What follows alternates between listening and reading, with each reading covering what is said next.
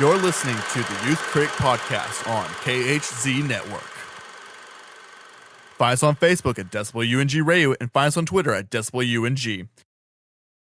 If you like this episode, please leave a like and comment on our iTunes page at KHZ Network.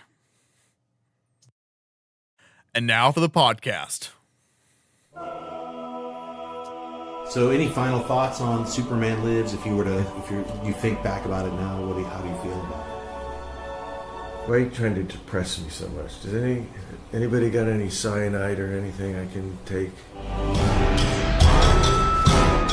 6 more months before we see Ben Affleck in a batsuit, but you can get an early look at a story of a Superman that might have lived. In the 90s, Superman actually died, and it was probably for the best that he died because they'd given him a mullet as well. We put the rights together. Kevin Smith came in with a really great take. I'm gonna write Superman. This is up. Tim came in shortly thereafter. I always felt like I was an alien, so I think a lot of people do. And someone who is wanting to fit in, wants to connect, and at the same time feels this enormous burden to protect. Thematically, the big thing for Tim was that Superman was an alien.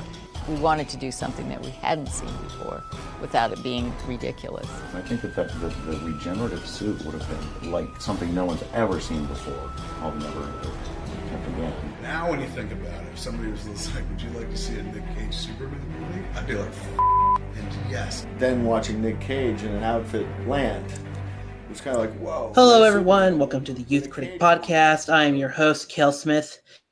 Joining me today is Gina Aversa from the Waffle Press. Hey, how's it going? Good to have. It's going good. I'm glad you could have me on again. Thanks for joining me on this special occasion. You got it. Yeah.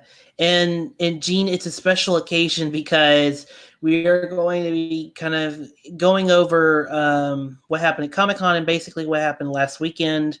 So what happened was this week was I've been on vacation all week, so I couldn't really do an episode while I was on vacation. So that's why this episode is much later than expected, because I wanted to do this earlier in the week or on Sunday or Monday, but now we're going to do it on a Saturday. And it will come out tonight. It will come out Saturday night. So that's why we're kind of doing the episode now versus later or versus earlier. I mean, so to get kind of started, just kind of jumping around a bit. There are a couple things that I wanted to talk about before we, get into the Comic-Con. The one big thing is, first off, I feel for you listeners, one of the first episodes we did on the show, I think it was like episode 4, was we had an episode on Jon Schnepp's documentary, The Death. Oh my gosh, the death of Superman. What happened? And we did that alongside with the review of Ant-Man, and all of us talked about it. I don't remember all who was on the show, but we all talked about it, and it was a really great documentary. And unfortunately, on Thursday, July 19th, we lost the director of that documentary, Jon Schnepp, due to a catastrophic failure of a stroke. And I did not know Jon Schnepp as much as some of the other people that have been on the show, like Patrick Campbell. Gene, I think did you know him at all? I interviewed him maybe once or twice for the podcast. When his documentary came out, he was at some cons. So I do have an interview on my site with him, and he was really cool about it. He wanted to talk to everyone about the documentary, and we certainly do for a bit. So I mean, I know of him and I know of his work. I can't, I wish I had the pleasure to know him more, but unfortunately, he's gone. So I could just honor him by watching his work.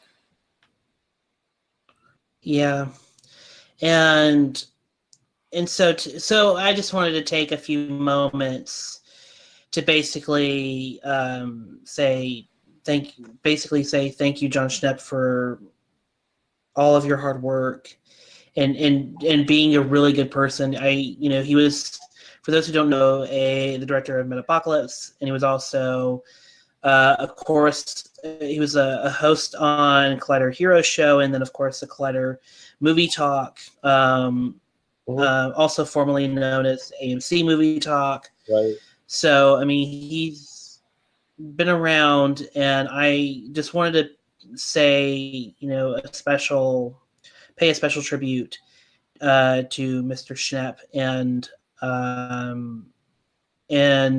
I'm meeting Jon Schnepp at all, or I've never been, but primarily just because I've never been to California. But he's just, but he sounded like one of the coolest people. And I was talking to other people about Jon over the last week, and just the impact that he made on people.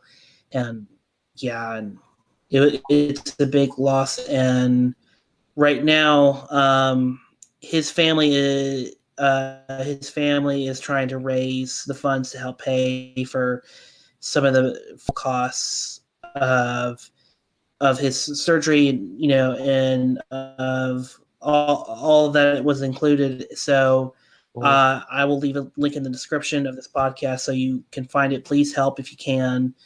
If not, please, share it on all of your and give some love, Ollie Payne, and Schnepp's family. Gene, I know I've been talking I know I took over this, but do you have any more things to say on Schnepp? I will say that his animated work, everyone should check out. He did a few episodes of the Venture Brothers, which is a really awesome Adult Swim show that's been around for years. And Metapocalypse is great. I haven't seen all of that, but it's definitely up there in the Adult Swim library. And yeah, just all his work, from like Space Ghost to documentaries to just, his podcasts are just awesome. And there's, a whole library you could watch him from on the internet. So yeah, honor his memory by doing that. Yes, I agree. Please do. So with that, we're moving on to a handful of people. This might be good news, but to most of the internet that I have found, I think we have to address the James Gunn situation at Disney. Again, I know this is not cheerful, right? News. We'll get to the cheerful stuff in a little bit. But Gene, since I took over the Jon Schnepp, do you want to kind of explain what happened with the Guardians of the Galaxy thing? Or, I mean, not Guardians, with the James Gunn gate or situation? Oh, sure, yeah. Well, James Gunn, he's a very outspoken critic of the Trump administration, and he's been using his platform to kind of speak out against that. And as any citizen should be at this point. And he's been very outspoken of a lot of Trump people, and just kind of just anyone that's really alt-right and all that. And apparently he got targeted by a bunch of alt-right figureheads. I can't pronounce his last name, Mike Cernovich, I believe. I think it's Cernovich. Mike Cernovich. Yeah, and they uncovered a bunch of old tweets that he made probably in the 2000 or late 2000s, so like 09, 2010. And this is like when he was doing like Slither and Super and all that, so he wasn't as PG porn. Yeah, PG porn, Jesus. Yeah, he wasn't. This wasn't recent. This was a long time ago, and because I used to follow him on. I think he had like a blog or like a Facebook, and like 2012, and he was a lot different back then. It seems like this is a guy that graduated from the Trauma Productions to where he is now, and he. It's a lot of unsavory jokes, very inappropriate. You can't really defend those sort of tweets. And they uncovered it, and they, started blasting him. And he put out a statement and a couple of tweets of, kind of trying to explain the person he used to be and how he tried to be very, he would be inappropriate and gross to like provoke people, to kind of try to be a provocateur. Again, you don't really have to defend it. It's just the context of who he was then. And, he explained that he's not that person anymore. He really changed in how his humor is, but just the, how he changed his tone and how he kind of sees the world and his like worldview. And, he doesn't want to offend people or like, do stuff to piss people off and be gross just for the sake of gross. And, this has been known for James Gunn for a while, because when he got the gig, a big thing was he wrote a list of like 50 superheroines he wanted to like sleep with or something. And, some fans dug it up, and he got, he apologized. And I feel like that was maybe the start of his change. And I think he's really made amends for the person he used to be, and he's really tried to kind of be a better person. And yeah, it just really sucks to see this happen to him, because it's not like this was now, it was the person he used to be. And I feel like everyone could change at some point in their life, even though they're they may be older and they should have known better. But as long as someone does change, we could all be a better person than our past selves. So that's my statement on it. I think a teacher from college said, she was using, and I'm going to use this analogy in order to describe how people can change. But in her analogy, she was like, you could be 75 years old and have eaten French fries and burgers all your life, and then decide at that moment, you know what, I'm going to have a salad, and that will change your life. You can say, you know what, I'm going to have more salads, gluten-free diet. I'm going to have more, take sugar out of my diet. You can change no matter what. And I use that analogy because I feel like that's the best way to describe that. It doesn't really matter when someone changes, or it's a little odd to be in your 40s and making pedophilia jokes or child jokes, but it's never too late to change. And apologize for this behavior 2012 or 2012 2013, and he in changing his attitude, changing his views, through his movies and through his platform, and even kind of encouraging a more positive message. So he's been, in a way, like the whole, outrage, system of criticizing someone on the internet, and hoping they would change, actually did work on James Gunn all these years ago.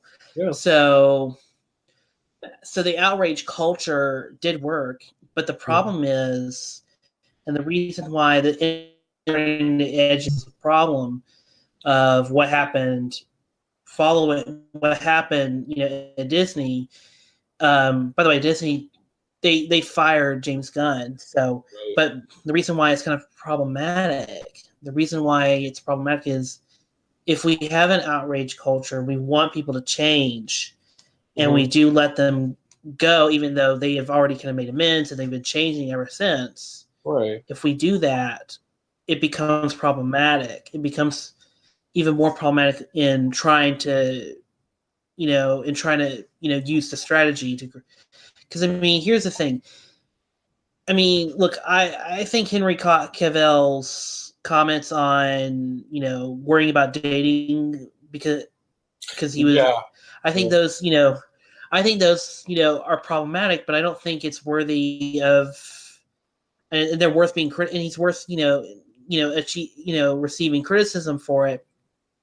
But at the end of the day, I don't think he should be not Superman anymore. Right. Yeah. You should. Yeah. So I don't think those comments were worthy of that. No. I don't think those comments are worthy of something like that. Yeah, whereas, and I know. Go ahead. Oh no! Sorry, you continue.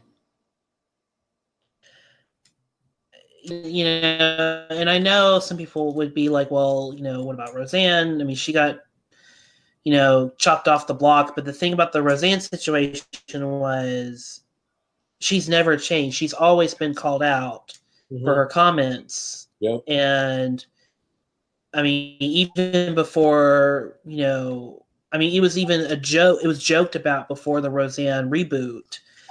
Was when's the ceiling gonna fall when she makes a racist joke or a Nazi or makes another unfunny Nazi joke or something that's not satirical at all. When's that shoe gonna drop and what's Disney gonna do? And it did drop. The problem was, not a problem, but the thing was she got rightfully fired because she showed no consistency in changing or no consistency of not being a racist anymore. Yeah. It's not, whereas Gunn over a period of time stopped those tweets and became a better person. So on the mark, yeah, that's the situation we're dealing with, and also it's also problematic for the MCU to kind of. I know it's not 100% Kevin Feige in charge, but it's problematic for the MCU's message overall because one of the things I realized when I rewatched Ant-Man and the Wasp: Cousins on vacation was all of these Marvel movies are about redemption. All these characters. You can make an argument that Captain America, the First Avenger, is based. It's not a redemption story. You can make a case, but all these movies are about characters seeking redemption. But in different ways. Yeah. General theme. But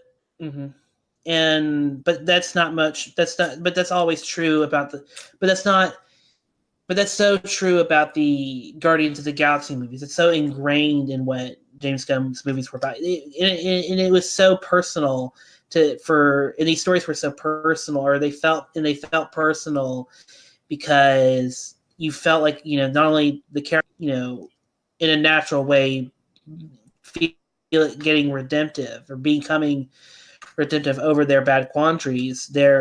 You felt the director was also changing as well. Yeah, definitely. Excuse me. So that's why the James Gunn thing is so problematic, or James Gunn being problematic. It's even causing more problems because all the actors are like showing support. Yeah, like the piece, for assuming very vocal. Yeah, other than maybe I've gotten this wrong. Maybe I have it wrong, but other than I think Bradley Cooper and Vin Diesel are like the only people that haven't spoke out. Yeah, they haven't. they haven't said anything as of yet. Yeah. As if they haven't said anything yet. So, because everyone else I know, I mean, Sean Gunn, Chris Pratt on his Instagram, Chris Pratt and Zoe Saldana on their Instagram has said something. Sarah Gillen said something on her Twitter. I think Michael Rooker said something. So Michael Rooker. Yeah, left. I mean, all the. I think Michael Rooker left Twitter over it. Oh, okay. Yeah. Yeah, it's. I mean, and people are already, and it's already had this ripple effect, over Hollywood because now people are worried about their tweets. Dan Harmon has, rightfully so. Dan Harmon has, for rightful reasons, deleted a video or a video skit he made of like a funny video. What was a parody video skit as they do raping like a baby doll or something. I can't remember. Yeah, that was exactly Mark. Yeah, and so that's all gone for it. So I mean, and honestly, yeah, and honestly, it shouldn't play because, especially if this person, is shown, especially if this person has shown that they've changed over time, or if they have matured as filmmakers or artists. Mm-hmm. But the overarching problem is, and this is the way I think Cernovich and his people are going to continue attacking people, is that, well, if you're going to get rid of this one person that's done this, you might as well get rid of all of them, regardless of what they've done or regardless of the case. Yes. Yeah. Which is not, which I don't think is quite fair because, every person has a different case, and on top, each person is a different, case in terms of how they've been handled. This Me Too movement, everything has been its own different thing. That's every person that's been accused of, something they have their own, it's been a whole other different story. Doesn't devalue what happened, but it's all, everything has to be taken by its own case. Yeah. Yeah. So I and then the Rehire James Gunn, but not because I want to see, not just because I want to see James Gunn finish his trilogy, but because I feel like it was a bit of an overreaction that should have been. I think it's a bit of an overreaction, and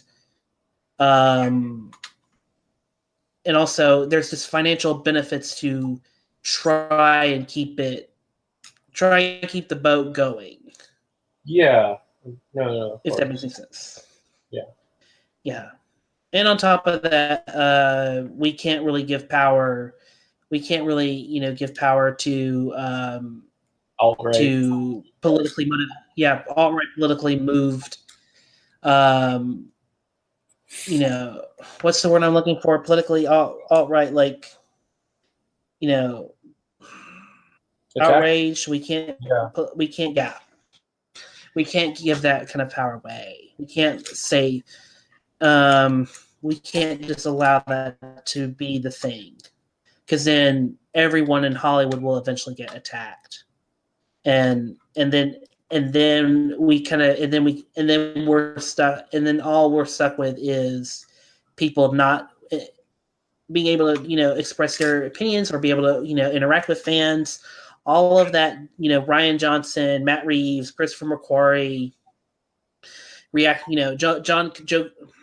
Joe Carnahan, interacting with their fans on Twitter or Instagram. Mm-hmm. So, because, they don't want to risk, losing, a job over, something they posted years ago or because of a movement. So, So yeah, Gene, do you have any more thoughts on this? I've been talking about it for a little while. I just really hope that he gets rehired. I think it's the best decision to make with all the facts and everything in context. And if Disney fire or keeps firing up James Gunn, I think some of the cast is going to walk. I can't say for sure, but I have a feeling of that, and it's just like, yeah, like Batista, I don't think he'll work without Gunn, and yeah, they should really reevaluate the decision they made. Well, and I'll say this: the act all walk off because there's 9 months before Infinity War Part 2 comes out, and they could just write them out of the movies. So, which is a shame because, which is a shame. But I mean, that's one way of handling a controversy and wiping your hands free of it, is just to be like, sorry guys, it just didn't work out, and it's a shame. So, and one more thing about the tweets is that I think Gene and I both agree that tweets are vile and disgusting, and they're disgusting and unfunny. But at the end of the day, these were tweets that were done years ago, and some of them even taken out of context. So they're not that kind of valid anymore. So sorry. And, all right. So, Gene, are you ready to get into the fun stuff? I think we've depressed every member, depressed every listener. Yes, of course. For the one listener that's sticking around, thank you so much. But Gene, I want to get into your Comic-Con experience. Can you describe your Comic-Con experience as a whole this year? Oh, sure. Well, I did Saturday and Sunday. I had a ticket for, I've been going for 3 years now. I feel like this was the most lax of the cons. Like, there's always like a crap ton of people, and it's not to say that there wasn't a crap ton of people, because there was, but it felt like it wasn't as sprawled out. It didn't feel as all-encompassing. Like, there wasn't as many people shoving and stuff like that outside the convention and inside. But I had I had a pretty good time. I don't really do Hall H. I was telling you before the podcast that I was I can't do the lines too much. If I want to do lines, I'll go to Disneyland or the DMV or something. But yeah, Saturday and Sunday, I was mainly outside. On Saturday, I ran into some people that I knew. I was at the Wired Cafe, and I had some stuff, something to drink. I'll say that. Yeah, it was fun running into fellow podcasters. Random people I knew. That's always a good experience. I was on the train with Marty Croft, the co-creator of Land of the Lost. So that was one of the first run-ins I had. He was a very nice gentleman. He was talking to me about Land of the Lost. And apparently that photo got retweeted by Hideo Kojima because I was wearing a Death Stranding shirt. So that was cool. And, after that, I was just hanging out with some friends. We hit up the Ricksmobile. We were all kind of waiting on the news. The Godzilla trailer, I probably watched like 3 or 4 times that day. Shazam was pretty cool as well. It's just so weird and odd that it's just like big with superheroes, and Zachary Levi is just very goofy in it, and I love that, and it's just different. different than what you usually expect for a DC movie. And Aquaman was cool too. I feel like some of the effects probably need to be finished, but I enjoyed it. I like James Wan, see what he has in store, and Glass was cool too. So yeah, I was excited with all the trailers. But I was just doing just hung out, did some meetups. I got free swag, like a Halloween poster they were giving away. And then I hit up I will say, just always just try to go to all the parties at Comic-Con, because that's one of the coolest things. Like I did the Sci-Fi Channel party, and that was really fun. Someone threw up in a human crane machine. It was gross, but I don't know what they expected. And sounds great. Yeah, it was great, except to throw up. And it was a good first day. And then Sunday was a really chill day. I just hung around the con, bought some stuff. Nothing really was announced that day. And went home. My train was delayed for 2 hours, so I was just waiting till like 10 a.m. Or excuse me, like I didn't get home until like 1 a.m. or something. So that wasn't fun. Damn. But it. Oh damn. Yeah, it was a fun, exciting con. It did have some dourness to it, but managed to have a good time. Okay. So I wanted to kind of jump off first. I wanted to jump off of the Warner Brothers panel because I feel like that was like. Oh. I think that was the big panel. Yeah, it was like, very. I mean. Go ahead. Oh, I said that was a very infamous panel.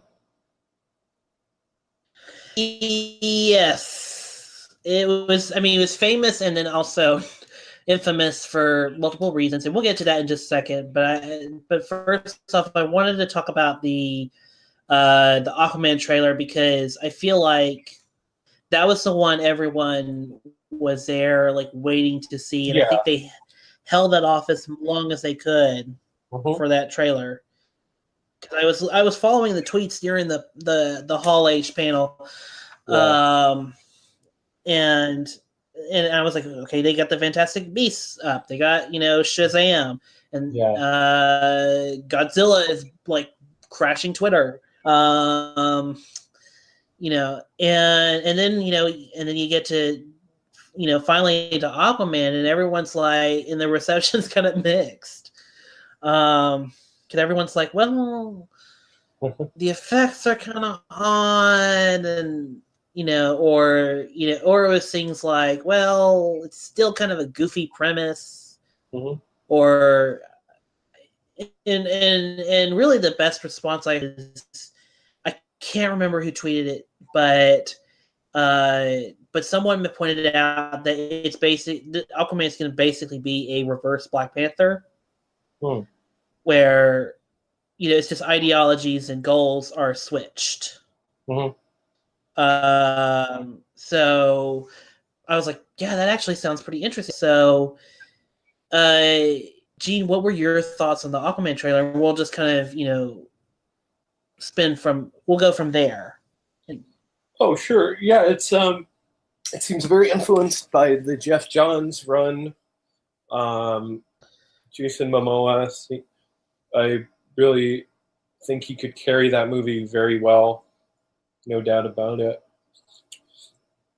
And I was very surprised by how reminds me of like Raiders of the Lost Ark, how adventure-esque it seems. Like it seems like a very fun adventure movie, and I don't know if I was expecting that, but I'm all in to see that if that's the movie. That's what the trailer said. Yeah, here's my thought on the trailers are, this sounds actually pretty cool. Because, look, the Aquaman premise is always going to be super goofy. Like, iffy when you see, you know, a little kid and he's got like, and he's in an aquarium and he's got like a dozen fish behind his back, like ready to, you know, kick ass. Like, it's gonna be goofy, it's gonna be silly. So for me, and what's going for is it was going for this silly, goofy, but also adventure spectacle, and I think, you know, and I think that totally worked. I think, you know, yeah, you're gonna have some, you know, you're gonna have great moments when you embrace, you know, the kind of stupidity of your project or the stupidity of your premise. Mm-hmm. Yeah, I think so. Yeah, Aquaman. That trailer worked a lot from known of the Aquaman, the Aquaman panel, but I didn't see it. So yeah, we'll just move on to Shazam. Yes. So what? So you mentioned Shazam looked pretty cool. You like it? What specific things did you like from Shazam? I just Zachary Levi, number one. He is just, you know, just so goofy as I guess he's, I don't know if he's Shazam or Captain Marvel. They are not saying at this point for obvious reasons. Shazam. Okay, that's what he's called. Yeah, we'll just stick to Shazam because they're just like, we want to stay away from that as much as possible. Sure. And yeah, you know, I love Zachary Levi in this role because he's just a big kid, and it's you know, if you're like 12 or something, what it seems like what you would do if you had superpowers. And, yeah, I don't know. Mhm. Yeah, for me, the Shazam trailer, just to go through it very briefly, the Shazam trailer, it's just a lot of fun. Like, it just looks like, you know, again, like the Aquaman trailer, like you're finding kind of, you know, I hate to say stupidity because stupidity is derogatory, but that's kind of but you know what, that's racing the stupidity of these, you know, of this premise is, hey, a kid, you know, hey, kid gets superpowers, and he becomes 6 foot, you know, 3 Zachary Levi, all but kick ass and funny Superman. So I don't know. I admire the movie. Just looks fun. Like, yeah, I mean, some people pointed out that it looks kind of cold, or it looks kind of cold as, you know, dark. Mm-hmm. But I'm like, well, they did winter of 2018, so yeah. There's only so much you can do. Yeah. But yeah, I thought Shazam was a lot of fun. What took away from it the most was how much it resembled so much of the DC CW verse. Like, visually, it looked like all the sets and the look of it felt very much like, you know, that Greg Berlanti CW verse. To me, it did. Yeah.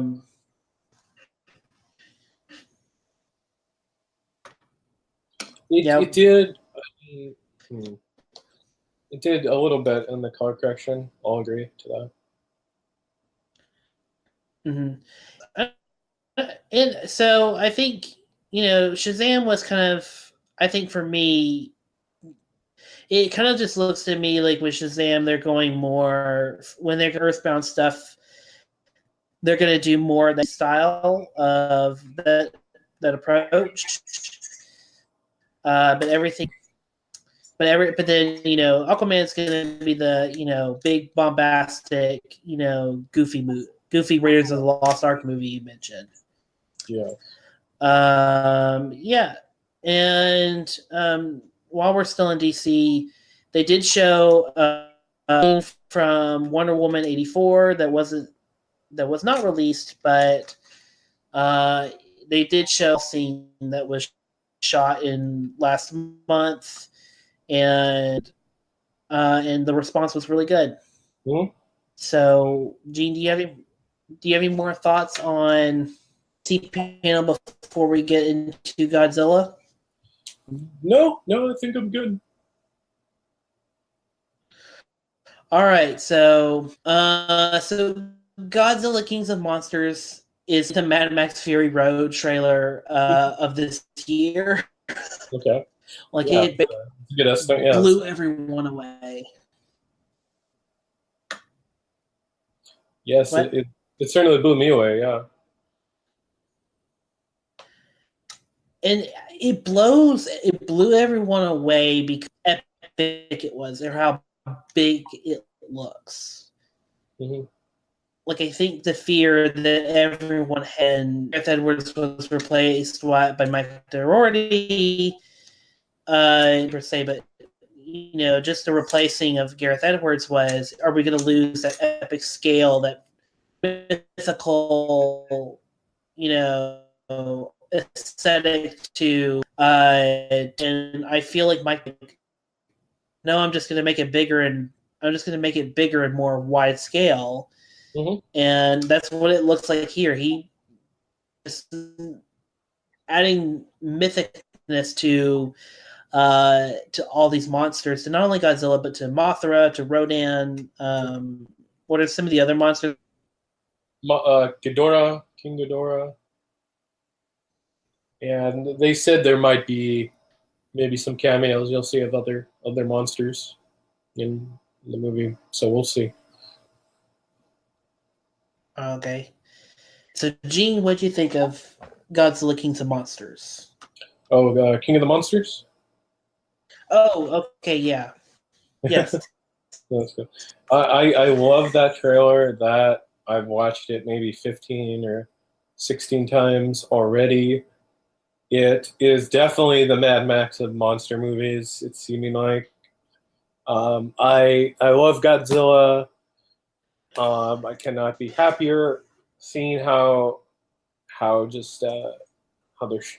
presenting Godzilla in the context of this movie, and just everything about that trailer looked amazing. All the designs from Rodan, where just the scale of Rodan, where he causes it seems like kind of like mini tornadoes, like when he just or like mini shot sonic booms or something, like when he's shockwaves, yeah, like when he just flies across an area and he just destroys stuff, to just like the majestic nature of Mothra, because she's the only good monster pretty much in all the Toho movies. She has her own agency, and she's the only one to often beat Godzilla, so she's a very underrated kaiju.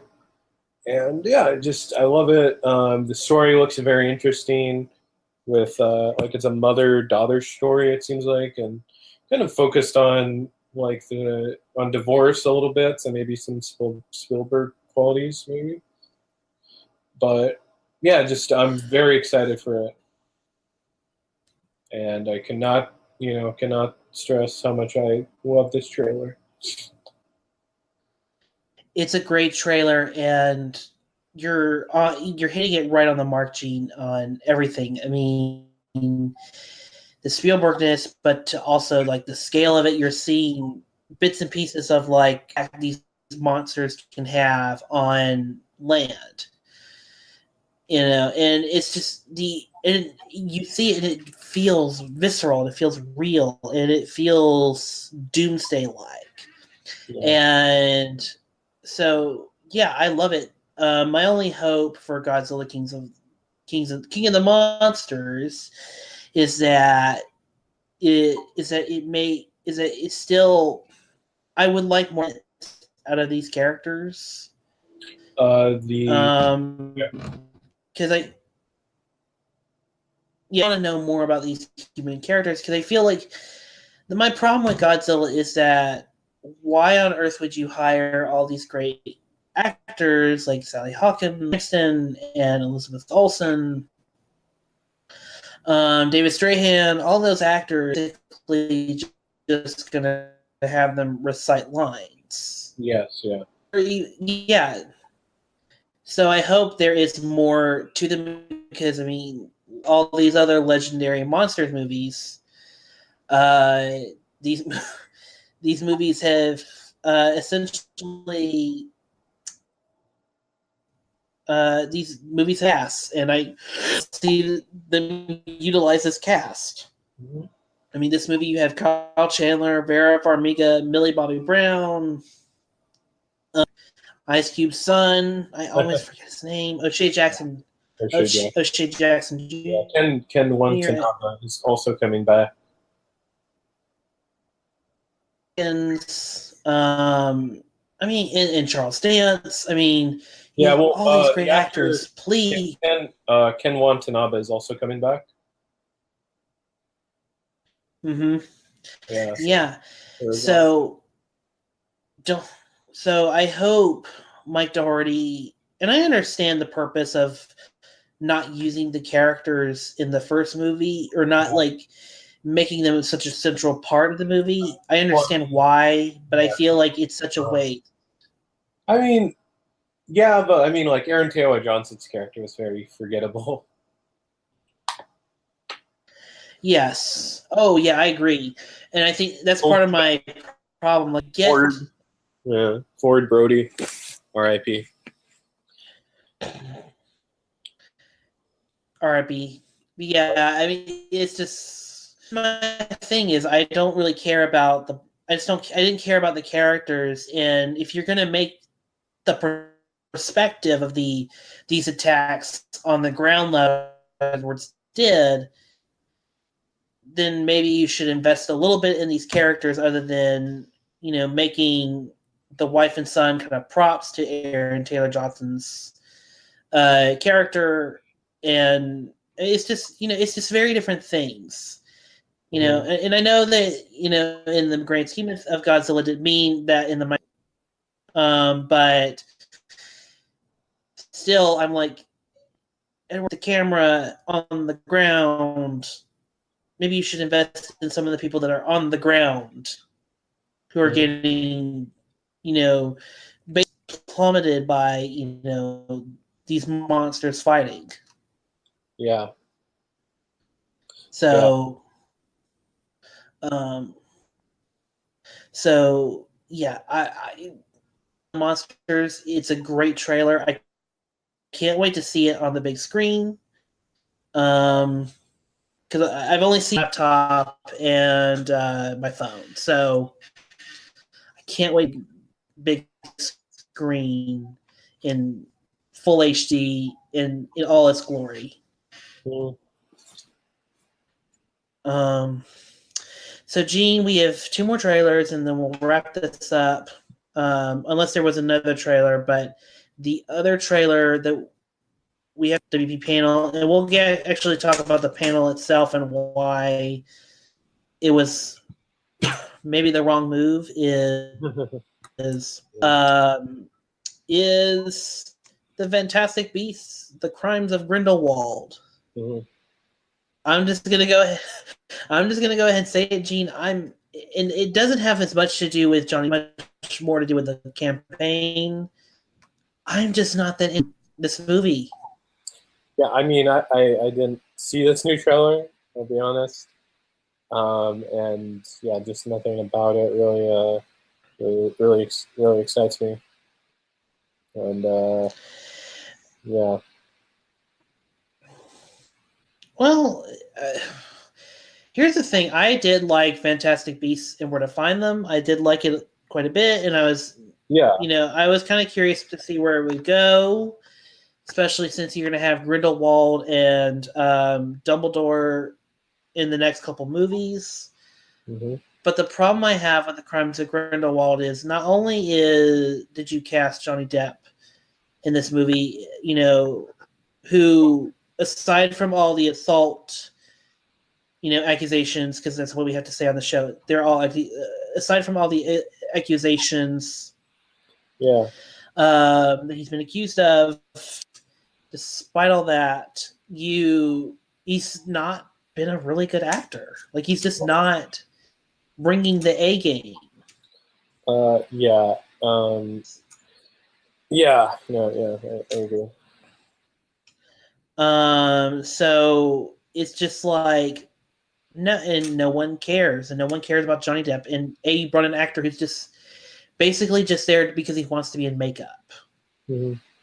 Yeah, and just the ethical reasons as well as why you would not want Johnny Depp, and if you want to get into that and just all the fan outcry, and just rightfully so, that this guy's probably an abusive asshole and does not seem like a good person, and they keep kind of forcing him down like moviegoers' throats, and it's very very ill-advised and just crappy, the whole situation. Yeah. I mean, and I don't mind the Colin Farrell twist in the first movie. I think it would have probably just been better off. Yeah, I was going to say if it was any other. Yeah. If it led to any other big surprise reveal, like if it was, I'm just throwing this out there, if it was just like Hugh Jackman, as Grindelwald, then I think people would have been more open to it than they currently are, because the problem with Grindelwald is as what we have gotten from the trailers and from this, the problem with Grindelwald is that it's so hard to believe that Dumbledore would have any. It's so hard that Dumbledore would have any affection for this character, right? Which, that's that's such a such an interesting thread that was in the books. That that was Dumbledore's. He was like tempting Dumbledore to go into believe in like pretty much like fascist beliefs, and also the subtext that they were also lovers, and it seems like the films are ignoring both of that, and that's some of the most compelling stuff about those two characters as well. and it is, everything's just stacking up against the Crimes of Grindelwald, and for this show, I will see it. For this show, I'll still see it, but yeah, I don't know. I can't get excited. I just can't, like, I've seen 2 trailers and I'm not that excited. There's trailers and you're just kind of like, nothing about that looks good. Yeah. So moving on from that, we're going to talk about, I think this will be the last trailer we talk about, because I don't remember any more trailers that dropped. Maybe you can help. Maybe correct me if I'm wrong. Glass. Yes. Yeah. Glass looked really great. And I do. And for me, this was my favorite trailer from Comic-Con. Because it's like, yeah, it's a little long for a trailer. But the thing is, it just builds and builds and builds to an exciting climax. And even though it's grounded, which is not a problem for this franchise, it's not a problem that it's grounded. Even though it's grounded, it still has the trademarks of a fun comic book movie. And so, and on top of that, I just love that. I just kind of love this universe that M. Night Shyamalan has kind of been snowballing on. Because I love the design of, and it probably wasn't on purpose, but I love the idea of, we're going to do the hero story first, and then we're going to do the villain story second, and then we're going to have them all clash in this, one movie and this one event film. And I don't know. I have goosebumps thinking about this, because I just love how M. Night Shyamalan has basically designed his own franchise out of this. Yeah. Cinematic universe. But what did you think about it, Gene? Yeah, I loved everything about this trailer. It looks incredible. It's everything you would want as a sequel to Unbreakable and Split. I was a fan of Unbreakable for a few years before Split came out, and that reveal really blew me away. I was like so surprised, and I just loved it. And the fact that M. Night Shyamalan gets to go back and create like his own superhero extravaganza is just so incredible, and especially after many years past. Yeah, it looks great. Yeah. Oh yeah, yeah, and it looks, and I give Shyamalan props to this, but it looks very much the same movie, or it looks very similar to the first movie.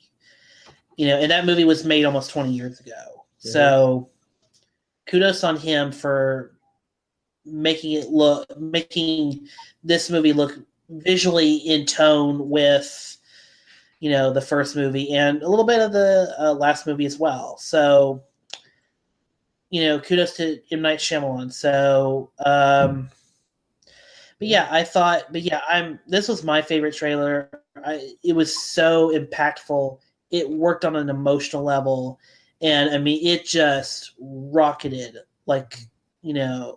everything. It just that final shot of Glass at the end, or of not Glass, the two, the Beast and David falling into basically what looks like more water. That's incredible.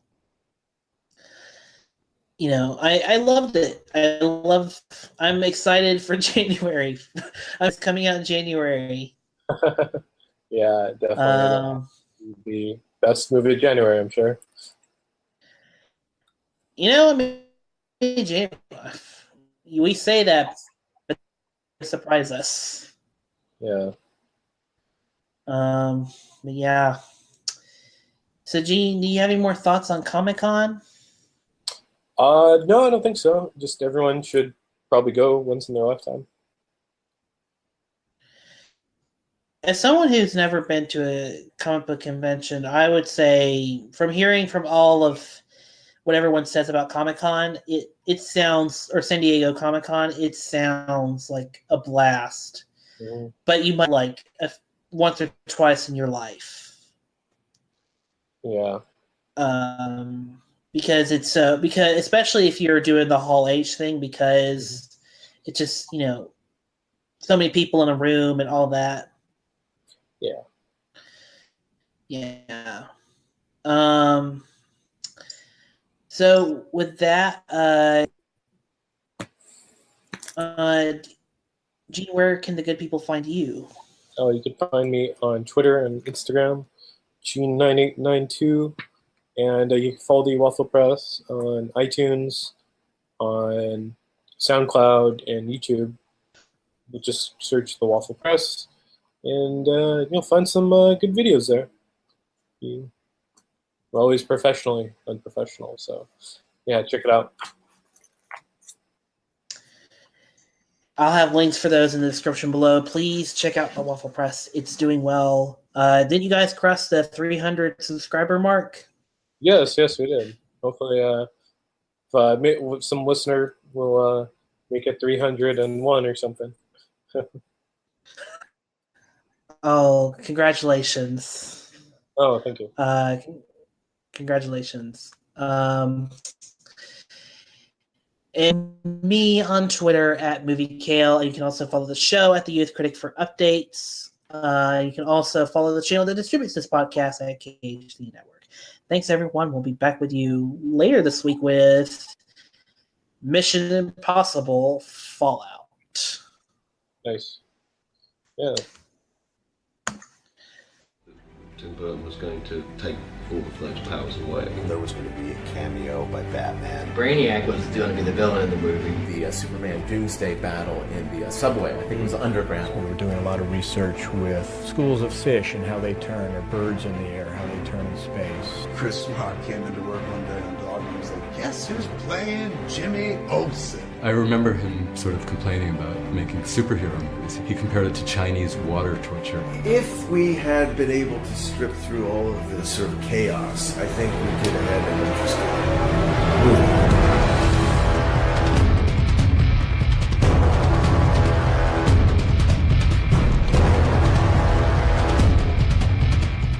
It's a movie I'd still like to see. And plus, I would have been able to do a lot of cool monsters.